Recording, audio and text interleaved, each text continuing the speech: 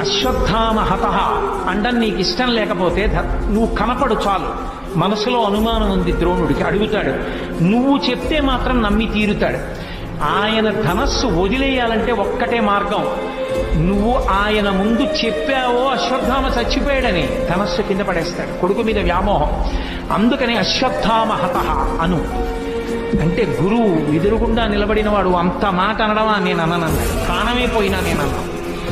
అనక తప్పదు. పెద్ద సత్యాన్ని పెద్ద ధర్మాన్ని ఆవిష్కరించడానికి చిన్న అధర్మం చెయ్యాలి. పోనీ అబద్ధం చెప్పద్దు. అశ్వత్థామ హతః అని గట్టిగా అని కుంజరహ అని మెల్లిగాను అన్నాడు. కుంజరహ అంటే ఏనుగు. ధర్మరాజు గారు వెళ్ళగానే చూశాడు ద్రోణాచార్యుల వారు అబద్ధం ఆడటం అని. ధర్మరాజా అశ్వత్థామ ఏమయ్యాడన్నాడు. అశ్వత్థామ హతః కుంజరహ అన్నాడు. ధర్మరాజు గారి నోటి వెంట ఆ మాట విన్నాడంతే వదిలిపెట్టేశాడు. వదిలిపెట్టేయడం ఏమిటి, బాణాలు కొట్టేశాడు.